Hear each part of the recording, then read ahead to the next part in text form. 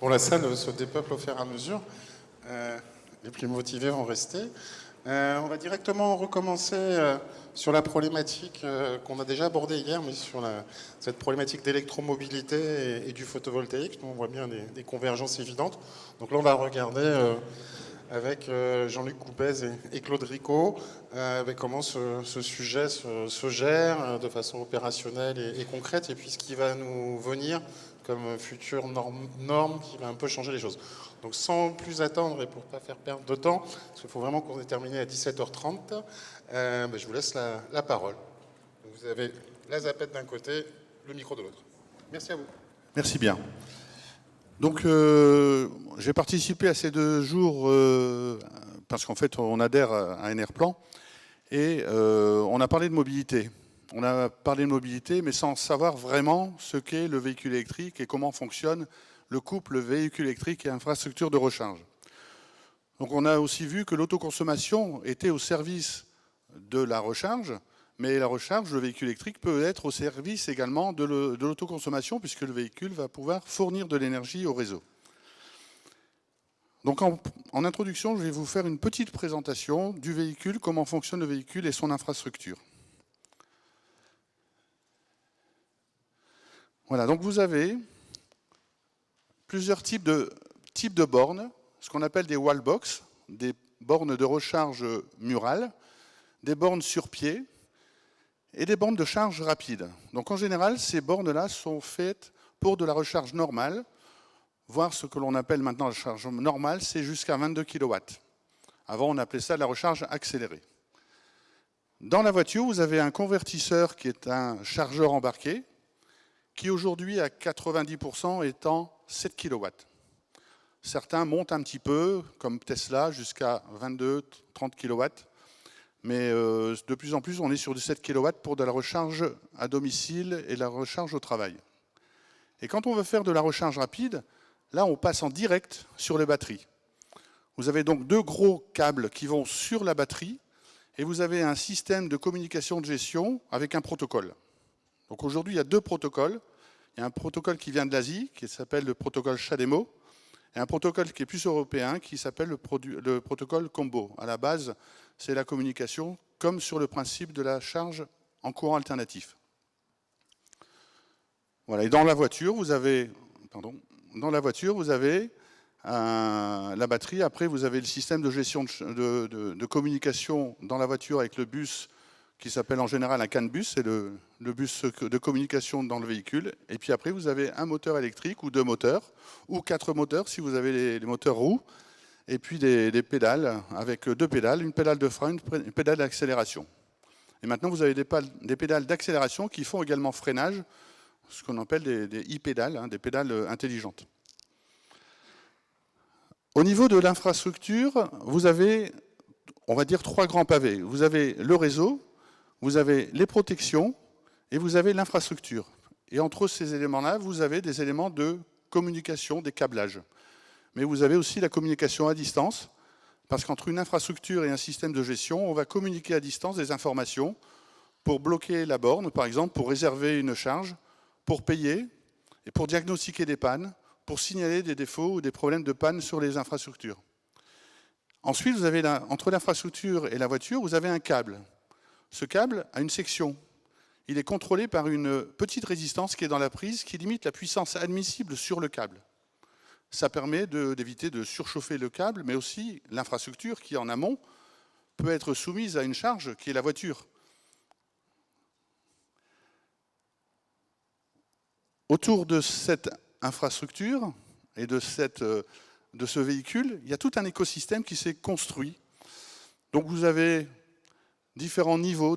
Vous avez bien sûr les installateurs, dont vous faites partie, avec une option possible, c'est d'alimenter cette infrastructure de recharge avec du panneau photovoltaïque, éventuellement compenser si vous chargez la nuit avec des batteries qui seront chargées dans la journée pour décharger dans la nuit pour recharger les véhicules électriques. Donc vous avez des flux financiers, vous avez l'État, vous avez les plateformes d'itinérance pour assurer le transport et la recharge des personnes qui vont se déplacer sur des trajets. Vous avez les fabricants de câbles, de bornes, et vous avez les constructeurs automobiles. Donc il y a bien deux univers, l'univers de l'automobile et l'univers de l'infrastructure, avec des normes, des lois, des législations qui sont complètement différentes, mais qui à un moment vont se retrouver. D'une certaine manière pour pouvoir communiquer entre le véhicule et l'infrastructure. Donc sans entrer dans les détails, ce métier d'infrastructeur de borne est un vrai métier d'électricien, puisqu'on va retrouver dans ces 4 éléments l'homme, avec ses besoins de mobilité et sa façon d'utiliser le véhicule.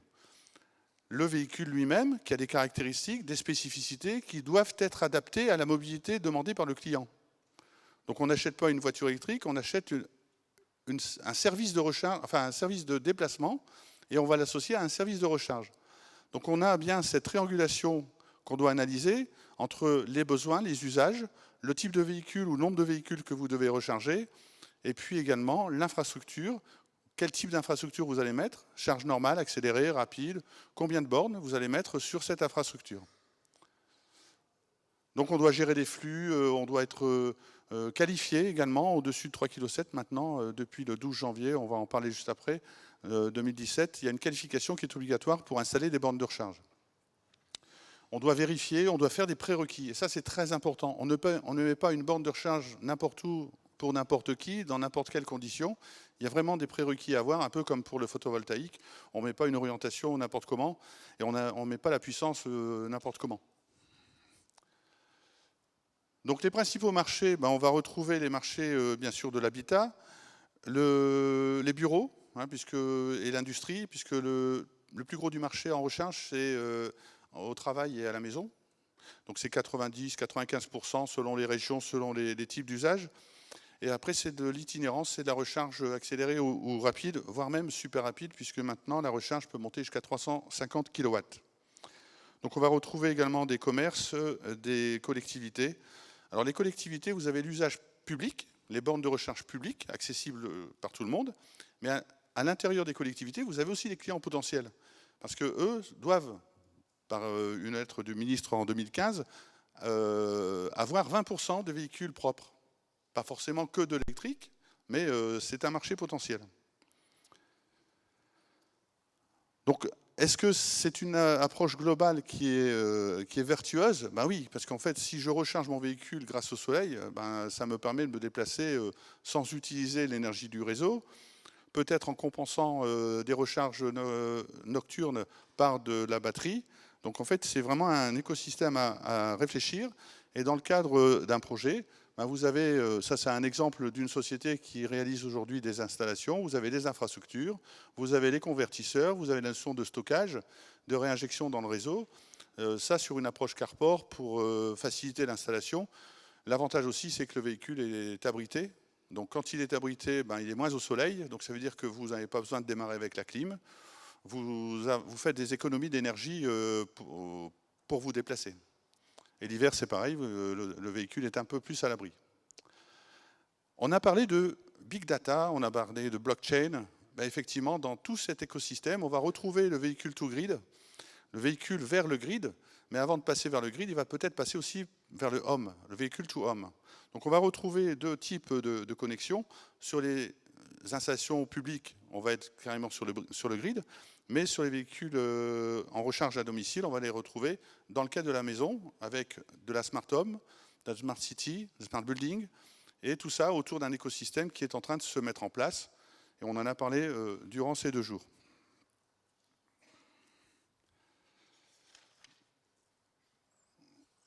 Donc le véhicule to grid, aujourd'hui, très peu de solutions existent, ou ce sont des solutions temporaires de test, puisque on ne peut pas communiquer directement entre la voiture et l'infrastructure de façon intelligente. Aujourd'hui, il existe un système de communication entre la voiture et l'infrastructure qui s'appelle le PWN. Ce sont des signaux assez basiques qui sont échangés. Mais arrive l'ISO 15118. Et l'ISO 15118 permettra de faire ce qu'on appelle le véhicule to grid, le véhicule communicant et intelligent, et on va pouvoir piloter, contrôler, gérer la charge en temps réel. Et on aura également d'autres informations. On va pouvoir autoriser, fermer à distance, etc.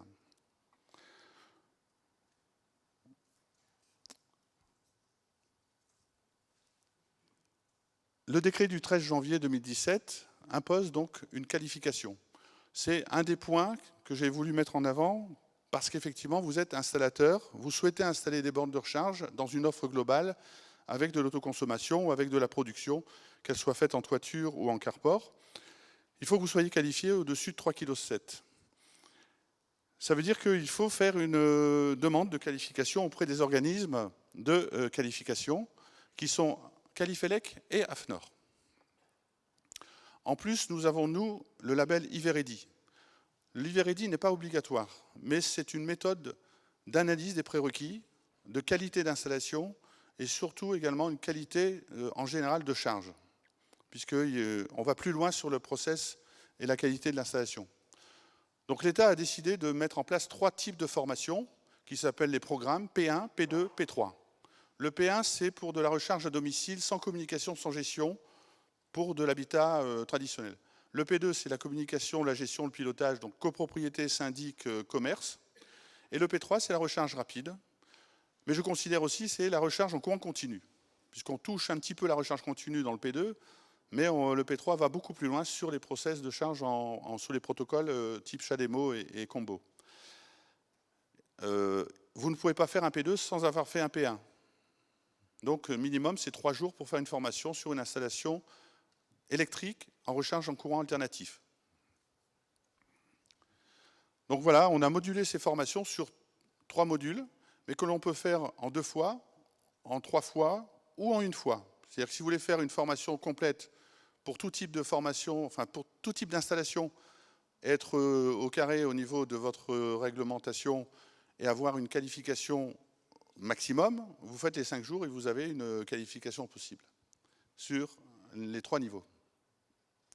Donc bien sûr, on est au Datadoc puisque les OPCA ont validé notre positionnement. Donc pour vous faire qualifier, vous avez différentes étapes.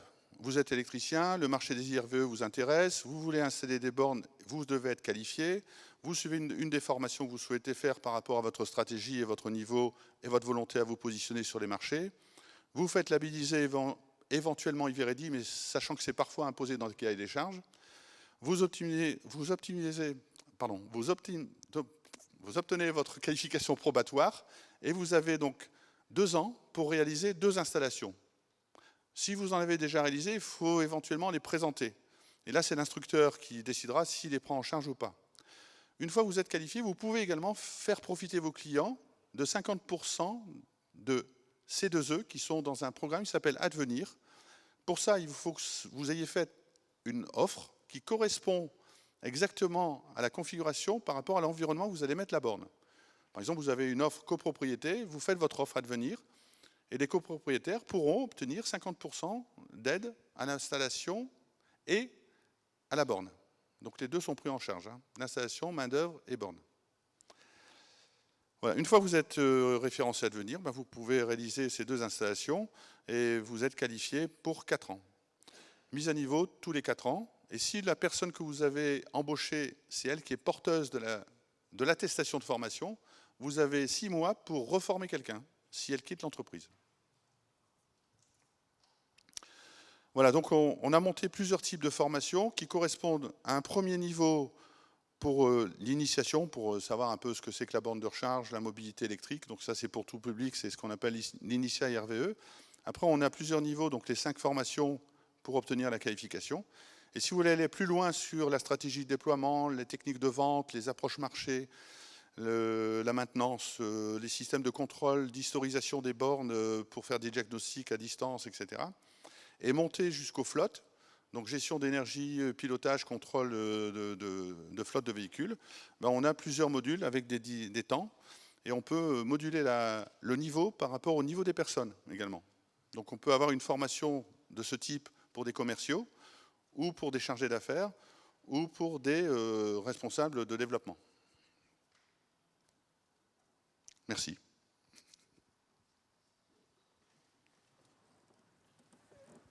Bien, maintenant que vous êtes formé, que vous êtes au courant de tout, je vais pouvoir faire ma présentation sur le lien entre le véhicule électrique et le réseau. Donc je me présente, Claude Ricot, je suis du GIMELEC, qui est le groupement des industriels électrique, hein, pour faire simple. Donc j'ai avancé, c'est lequel? C'est le vert. Ah voilà, ça doit être ça. Voilà. Et donc, je vais vous parler de la recharge intelligente de véhicules électriques, de son lien au photovoltaïque, au stockage et au réseau. Et j'aurais pu appeler cette présentation « Comment le véhicule électrique peut et doit coopérer avec le réseau ». Alors en fait, on entend souvent dire que la recharge du véhicule électrique va poser un problème réseau.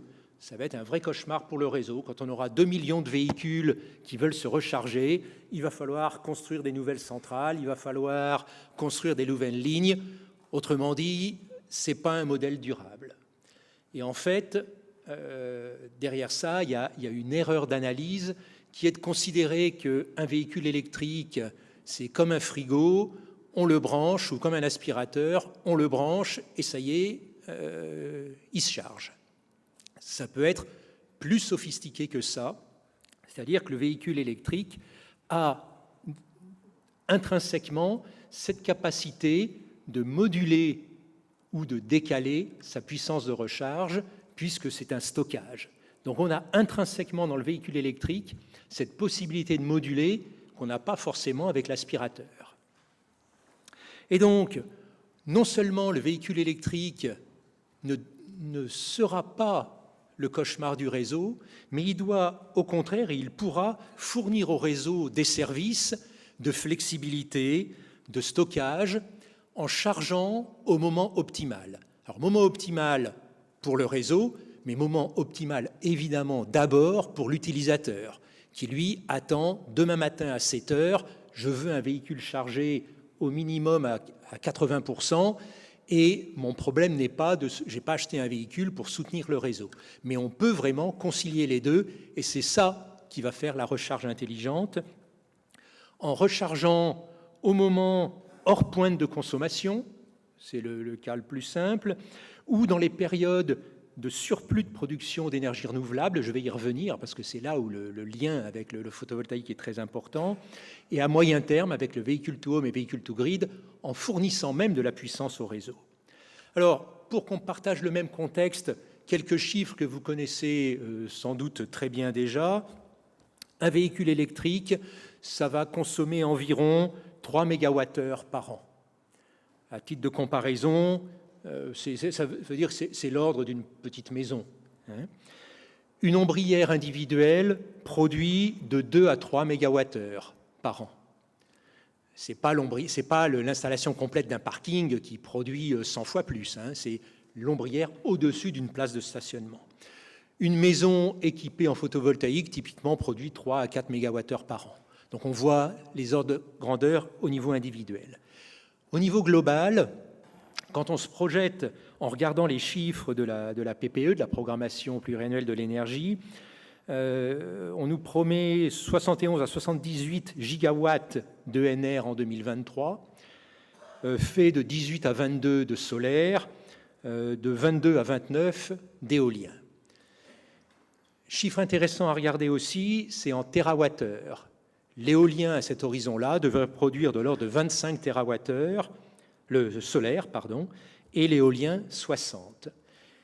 Et si on met en comparaison maintenant 2 millions de véhicules, qui est l'objectif à horizon 2023, sans doute un peu ambitieux, mais pour la démonstration, ce n'est pas très gênant, ces 2 millions de véhicules, ils vont avoir besoin de 5 à 6 térawattheures.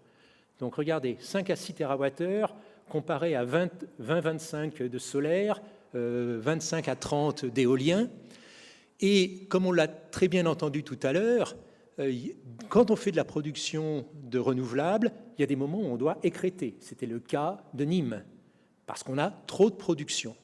Et donc, sur ces 60 térawattheures ou 80 térawattheures qui seront produits par des renouvelables, il y a au moins 5 et peut-être 10 térawattheures qui seront perdus, faute de consommateurs, perdus au sens où on doit arrêter la production pour écrêter.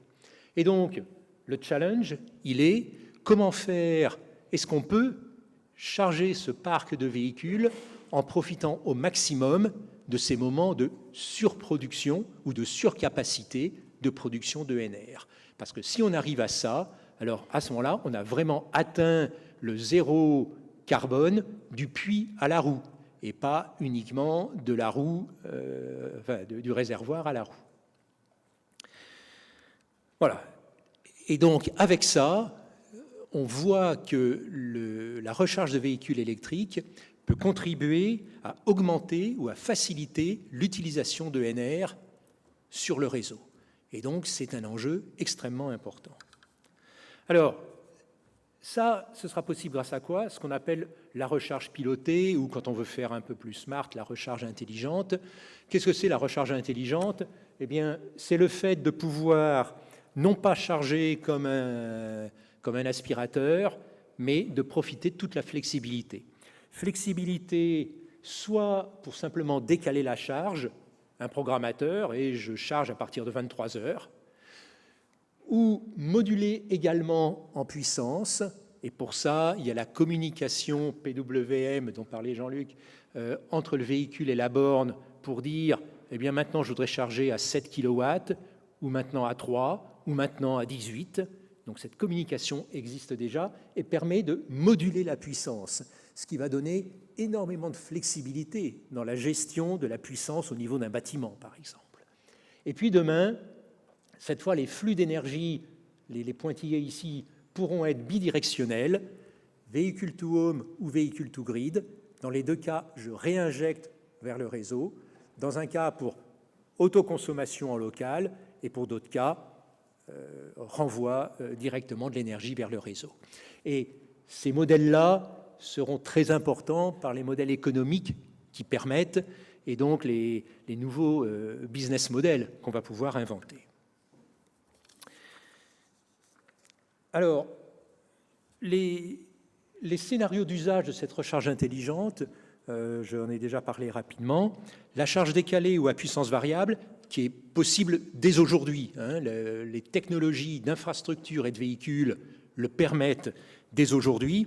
Ça permet d'utiliser la batterie du véhicule électrique comme un stockage, et un stockage de grande capacité. On a 40 kWh dans tous les véhicules quasiment aujourd'hui, voire 60, et dans quelques années, on aura 60 ou 80 kWh.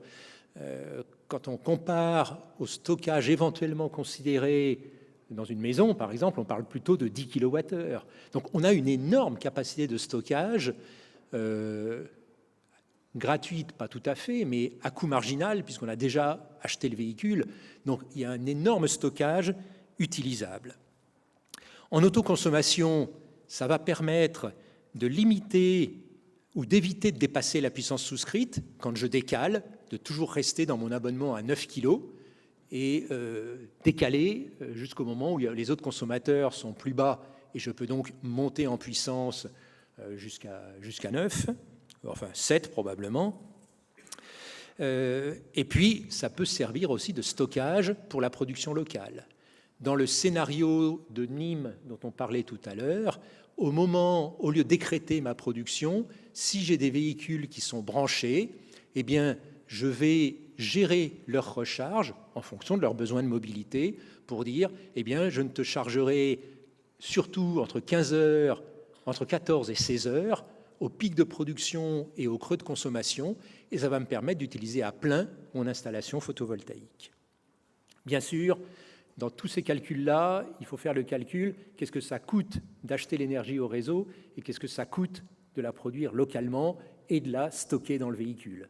Donc ce n'est pas non plus une mine d'or à ciel ouvert. La charge réversible permet d'utiliser la batterie comme source d'énergie vers le réseau ou comme source de puissance. Et en fait, quand on regarde un petit peu, dans ces modèles véhicule to home, véhicule to grid, c'est la puissance qui est le service qui a de la valeur. Revendre de l'énergie au tarif de surplus, quand on fait les calculs, ça ne mène pas très loin. En revanche, revendre 3-4 kW au moment de pic de consommation sur le réseau, ça c'est une valeur qui se monétise beaucoup mieux, à condition que les modèles économiques soient mis en place. Mais il y a des pays où ça se valorise de l'ordre de 1 € le kilowatt de puissance restituée. Ce n'est pas le cas en France aujourd'hui, mais ça pourrait être le devenir demain. Alors évidemment, Dans tous ces cas-là, la seule limite, c'est qu'il faut que le véhicule soit branché. Ça paraît idiot, mais quand on réfléchit, par exemple, à l'utilisation du photovoltaïque, il faut savoir si dans la journée, quand il y a du soleil, le véhicule sera à poste, pourra être connecté, ou est-ce qu'il est parti au bureau, et à ce moment-là, ce n'est pas un stockage qu'on peut utiliser. Donc, attention au scénario d'usage, mais dans le cas du tertiaire, on a des masses, on a des effets statistiques qui permettent de jouer beaucoup mieux. Alors, les atouts et les limites du VE comme moyen de stockage décentralisé, l'atout principal, je l'ai dit tout à l'heure, c'est un stockage de grande capacité, 60-80 kWh, à coût marginal. Alors, bien sûr, ces 60 kWh ne seront pas totalement disponibles pour le stockage. L'utilisateur va dire « Non, moi, je veux toujours garder au minimum 20 kWh dans ma batterie pour ne pas risquer la panne sèche. » Mais ça nous laisse quand même 40 kWh de stockage variable, ce qui est énorme dans une installation. Donc, quand on fait une installation avec autoconsommation, réfléchir à comment on va pouvoir utiliser les véhicules électriques pour faire ce stockage décentralisé, c'est une opportunité extrêmement importante qu'il faut absolument prendre en compte. L'autre point, c'est quand on parle de service réseau, cette fois, ce qui va faire la valeur, c'est le fait d'avoir 1 puis 2 millions de véhicules électriques. Ce n'est pas mon véhicule électrique individuel avec ses malheureux 7 ou 10 kW qui va restituer au réseau qui va faire la maille. C'est en passant par un agrégateur, le fait de pouvoir mobiliser 2000 véhicules et donc 6 ou 10 mégawatts d'un coup. Donc cet effet de masse est extrêmement important. Et ce qui limite l'usage en autoconsommation, c'est bien sûr est-ce que le véhicule est présent et connecté. C'est l'exigence de certains utilisateurs qui disent « Non, moi je veux d'abord avoir le plein de ma voiture, je suis un anxieux et il n'est pas question de me vider ma batterie pour me promettre de me la remplir pendant la nuit quand il y aura trop d'éolien. » Ça, c'était vrai avec des batteries de 20 kWh. Avec des batteries à 40 puis à 60, cette peur de la panne sèche va petit à petit disparaître et c'est une limite qui devrait donc s'effacer. Et enfin, la dernière limite que j'ai indiquée, c'est que vendre de l'énergie au réseau au tarif de surplus n'est pas très intéressant. En revanche, vendre de la puissance, ça, c'est extrêmement intéressant. Enfin, force est de constater qu'en France, en tous les cas, les règles économiques ne sont pas bien adaptées à ces modèles de valorisation, ne sont pas adaptées encore, parce qu'il y a trop peu de véhicules, probablement, mais que ça viendra et que certains pays, comme des pays nordiques, montrent vers quoi on peut aller avec des niveaux de valorisation beaucoup plus importants quand je restitue de l'énergie au réseau. Et donc, pour terminer, qu'est-ce qu'on pourrait retenir de cette courte présentation ?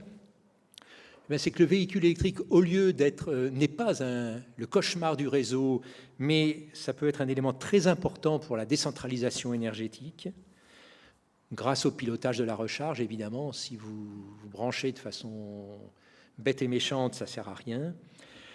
C'est immédiatement disponible. Les technologies de véhicules et d'infrastructures permettent déjà ce pilotage dans le temps ou en puissance de la recharge. L'autre point ici, c'est qu'il sera important, pour trouver les modèles économiques, d'associer le pilotage de la recharge au pilotage énergétique du bâtiment ou du quartier ou du centre commercial. Le véhicule électrique, dans ces modèles-là, au niveau individuel, n'est pas extrêmement intéressant. Il est plus intéressant quand on mutualise, et donc quand on mutualise avec le système de gestion énergétique du bâtiment. À moyen terme, c'est-à-dire on parle de 2022-2023, le véhicule to home et véhicule to grid permettra d'offrir des services au réseau, des services de puissance principalement. On s'y prépare, les standards sont en préparation, on a parlé de la 1518 qui va sortir l'année prochaine dans son édition 2 et qui intègre complètement ces problématiques de véhicules to grid. Donc les standards sont en préparation, les offres commencent à exister. Il y a déjà certains véhicules, notamment des véhicules japonais, qui permettent le véhicule to grid. Donc tous les constructeurs sont engagés. La clé, c'est que les conditions de marché, les modèles de valorisation des services rendus soient adaptés et incitatifs. Et enfin, tout ceci explique, si vous regardez un peu autour de vous, que tous les acteurs, que ce soit les constructeurs, les énergéticiens, les fabricants de matériel, s'intéressent à ce pilotage de la recharge parce qu'il y a une opportunité de business extrêmement importante pour tout le monde. Merci.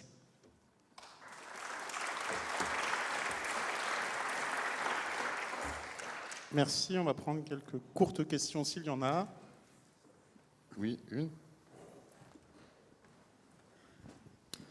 Bonjour, François Le Breton, Engie. Le véhicule to home ou to grid va faire changer le véhicule de statut vis-à-vis du réseau, hein. C'est-à-dire qu'il va devenir générateur. Et qu'en est-il dans les textes ou dans la future réglementation de la sécurité de découplage qu'on nous impose aujourd'hui? Comment ça va être géré? Parce que j'ai aussi vu, c'est très intéressant, hein, la possibilité d'avoir du secours en véhicule to home, par exemple. Mais comment va le gérer avec cette sécurité, quoi? Ou comment va être gérée cette sécurité de découplage? Alors, probablement qu'elle s'inspirera de ce qui est fait en photovoltaïque. Hein, et c'est là-dessus que les normes travaillent, notamment les normes d'installation dans le bâtiment. Ce n'est pas tant un problème de véhicule. Alors, le véhicule a des exigences, évidemment, mais c'est bien les règles d'installation qui doivent être adaptées. Et c'est la 314 qui travaille là-dessus pour adapter les règles de l'installation électrique au véhicule. Donc, on n'a pas forcément toutes les réponses aujourd'hui, et c'est pour ça aussi que le véhicule to home, véhicule to grid, en France notamment, c'est plutôt à l'horizon 2022-2023 que demain matin. En revanche, quand on réfléchit à des modèles économiques, parce qu'on installe des solutions, il faut tout de suite l'intégrer avec la difficulté de se dire à quel prix seront valorisés les services que je pourrais fournir. Donc, tout le monde se cherche, on est plutôt aux phases d'expérimentation aujourd'hui qu'aux phases de mise en œuvre.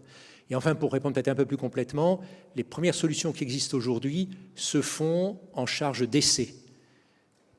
Donc, on a déjà le convertisseur qui simplifie ce problème, j'allais dire, de découplage par rapport au reste de l'installation. Mais le but de certains, c'est de pouvoir le faire aussi en AC, mais là, il y a un peu plus de travail. Et pour compléter le débat, au départ, le véhicule électrique devait avoir un socle femelle dessus. C'est-à-dire que la rallonge aurait été mâle-mâle. Tu t'en souviens? Oui. Bon, voilà, c'était le genre, quand on confie l'installation électrique à un constructeur automobile, on n'a pas forcément le résultat attendu, mais ça, c'est ma petite pique de 16h30. Alors, une question en haut et une question...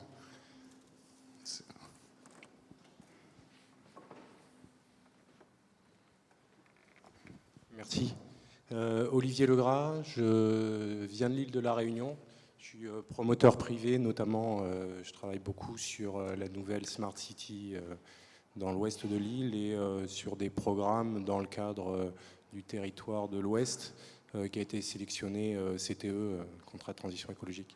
Alors je ne sais pas si c'est une remarque ou un appel, mais je voulais rebondir sur votre exemple de la valorisation de la réinjection aux heures de pointe en Suède, autour de 1 euro le mégawattheure, c'est ça? Non. 1 euro le kilowatt de puissance mise à disposition du réseau, c'est pas en France. Non, c'est en Suède. C'est en Suède ou en Norvège. D'accord. Alors, juste pour vous dire qu'à La Réunion, effectivement, on est sur un réseau fermé où EDF a des contraintes importantes pour gérer les pointes.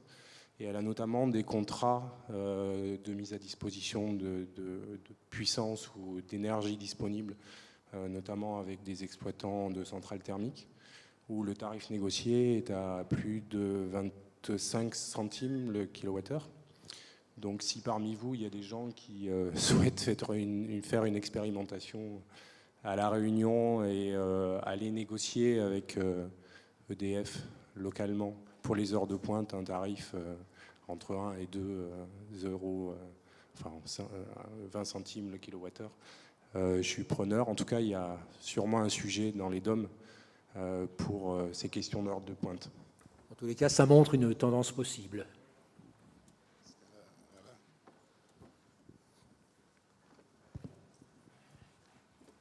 Il y a encore une question en haut.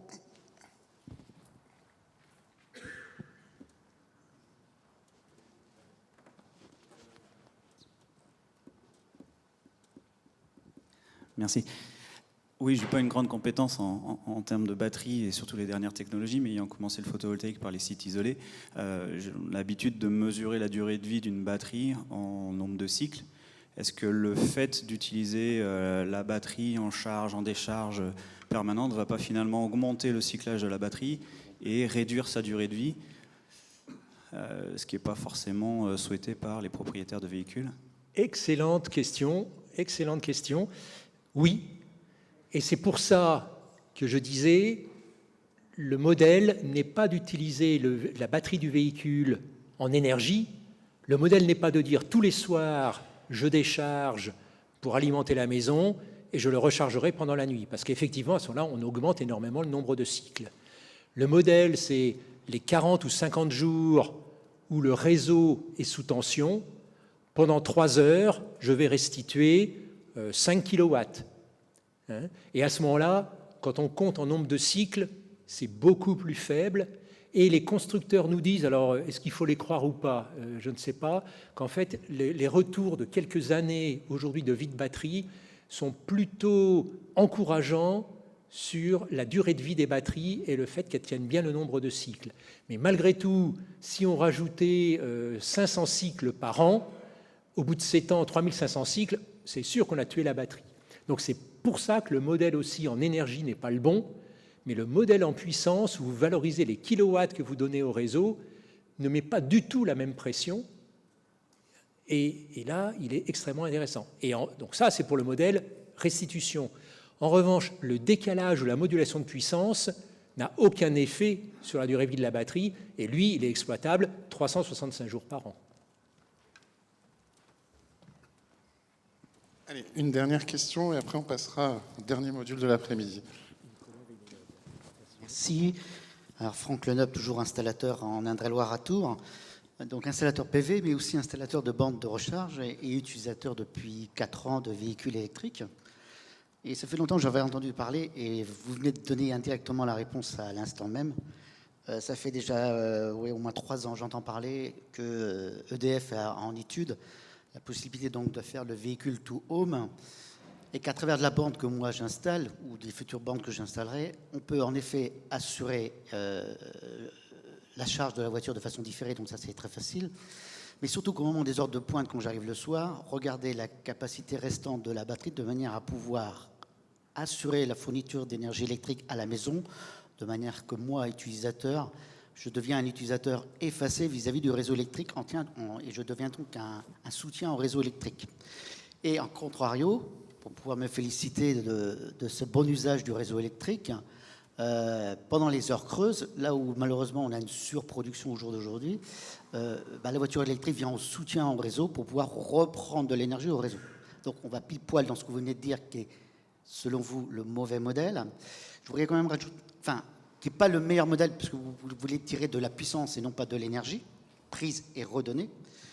Et pour répondre à une question d'autonomie, moi personnellement, sur la première voiture, j'ai fait 53 000 km avant de la restituer. Et entre l'autonomie, quand je l'ai achetée et quand je l'ai restituée, j'ai perdu 3 km. C'est-à-dire que j'ai perdu 1,7% d'autonomie. Voilà. Et elle passe en charge tous les soirs ou toutes les nuits. Voilà, je voulais mettre un petit peu ce doigt là-dessus, c'est-à-dire qu'on a des batteries qui sont extrêmement performantes et qu'au niveau des batteries lithium embarquées sur les véhicules, on a quelque chose qui dépasse déjà même que moi ce que j'attendais. Voilà. Juste, je ne pense pas qu'on dit des choses contradictoires. Je dis simplement que le modèle de restituer au réseau tous les jours n'est pas le bon modèle, probablement. En revanche, le modèle de mettre à disposition de la capacité de stockage, parce que vous arrivez, au lieu de recharger tout de suite, vous laissez la batterie décharger pour dire, dans 4 heures, j'ai une capacité de 40 kWh disponible, là, ça a énormément de valeur. Mais ce que je vends là, c'est un service de stockage. Je ne revends pas de l'énergie au réseau. je vends du stockage et qui lui aussi se monétise. Oui, mais je revends aussi du stockage pour éviter aux producteurs d'être en surproduction et de vendre à prix négatif de l'électricité pour qu'il y ait quelqu'un qui foute des charges pour réussir à consommer ce qu'il est obligé de produire. Parce qu'on a des réseaux qui n'ont pas cette flexibilité de suivre de façon illimitée. Merci.